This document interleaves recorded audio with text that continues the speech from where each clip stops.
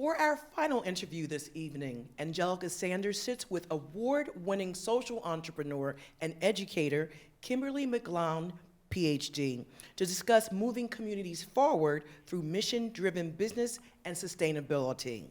Dr. McGlonn is the founder of B Corp businesses Grant Boulevard and Black Ivy Thrift, CEO of Build It Boldly, and co-host of the podcast School for Disruptors.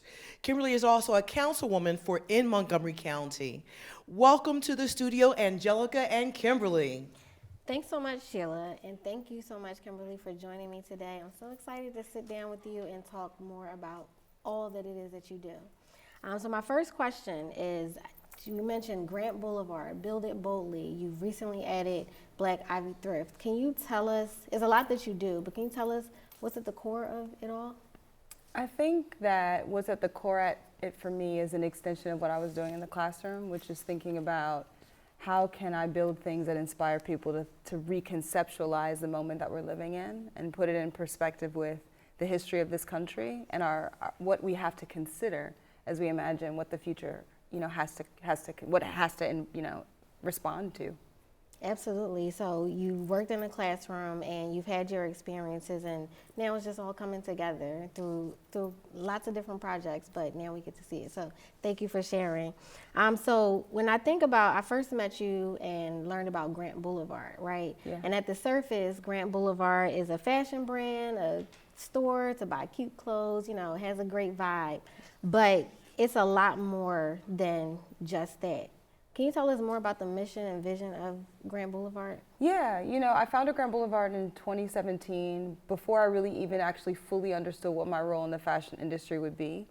And I really was thinking about, I had just seen Ava DuVernay's documentary 13th. I had just come back from traveling by myself to East Africa and spending some time with groups who were supporting elephant orphan populations who were, kind of figuring out how to survive with encroachment.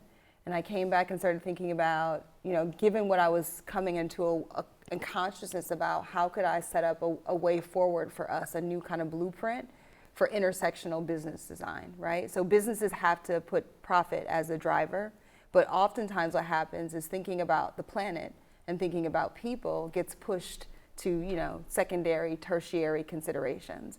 And that's a part of the reason why we have so many complicated crises now that we have to navigate. So Grant Boulevard uses fashion as a vehicle to get people who, like me, are shapeshifters, who, like me, aspire to be luminaries in the world, offering, light and optimism, a way to dress in alignment with their values and their own vision for what has to be, more important. So, as we think about, what the future of the company looks like, it's we're redefining luxury in a language that says those of us who have the means to take care of other people and the planet, we can do that through how we shop. And that we can define a new sense of legacy in wearing garments that will be an heirloom to our kids of our values, right? Not just the moment in fashion, but also who their parents, their grandparents, their aunties, what we cared about. Right. I heard you say putting the people and the planet first, and I think that that's something that, you stand on through the brand, and so, we definitely appreciate that. Now, when you're talking about a lot of people think about putting the planet first, you think about sustainability, right, environmental justice. So can you tell us more about sustainable fashion, like where Grant Boulevard kind of falls into this category of sustainable fashion? Yeah, sustainability has been a conversation that for so long was dominated by people who we're going to suffer last when it comes to the impacts of climate catastrophe and going to be the first to create actually gross damage. Mm-hmm. And so as a Black woman in design, for me, it's about thinking about everything from our packaging to our mailing to how we're thinking about sourcing fabrics, right? And offering our consumers a variety of fabrics that we know the story of those fabrics.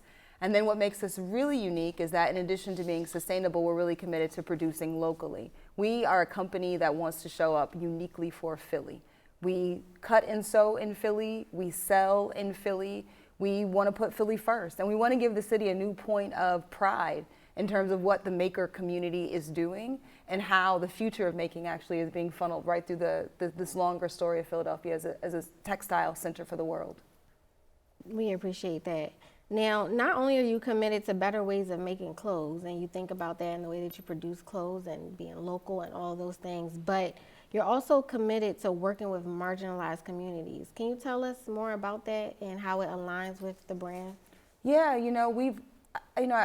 when I thought about building Grand Boulevard and thinking about Black Ivy Thrift as an extension of how I think about what commerce can offer, right? So Black Ivy Thrift is a vintage thrift concept shop that's interested in curating garments from the civil rights movement, right? So the fashion of the civil rights movement. Both of those are about stories of thinking about who has always been so central to social movement in America.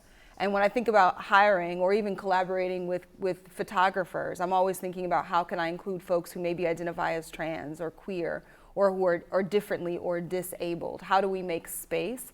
And that space making also includes folks who may or may not have had any personal impact or even secondary, tertiary impact with the criminal system. So I think that the way forward is when we make room for everyone to be treated with dignity. And for me, that means being radically inclusive in terms of who I'm trying to intentionally make space for. That's amazing, and it's real complex. And like I said, you think about fashion and being cute and all this stuff, but then at the core, there's, you're doing some great work and impacting lives. And we all can, right? We don't think about what we wear and who we shop from and how much of a difference it can make, but we can challenge colonialism. We can challenge the climate crisis if we take our power as consumers and become more conscious. Yes, and that brings me to my next question. A lot of times some people think that, being more conscious, shopping sustainable is going to come with a cost. It will. Can you talk to us more about that cost, but also, why it's so important?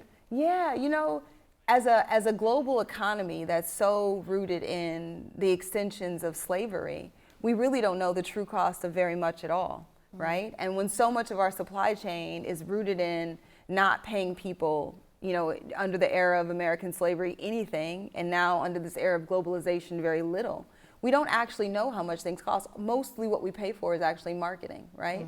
So the fashion industry, for example, has a 200% markup. So whenever you're buying that $5, $6, $8, $10 shirt, which I understand, convenience, rising cost of living, those are things we have to consider. We have to be mindful that we want to be careful to not be participating in systems that we think we are actually inherently against. So for us, we aspire to pay $20 an hour. When you come into Grant Boulevard, which is opening soon on Penn's campus, you'll see how much we're charging for labor. You'll see how much we're paying for fabrics. You'll see how much we're paying for our markup. And I'm hoping that conversation about transparency will give people a better sense of why shopping with us and paying what we're going to have to charge to give people a better quality of life, why it's worth the investment. Okay, thank you for that. Because, like you real. said, people It's are real. going to be looking at price tags and all that, but it's good to know, what's behind all of that.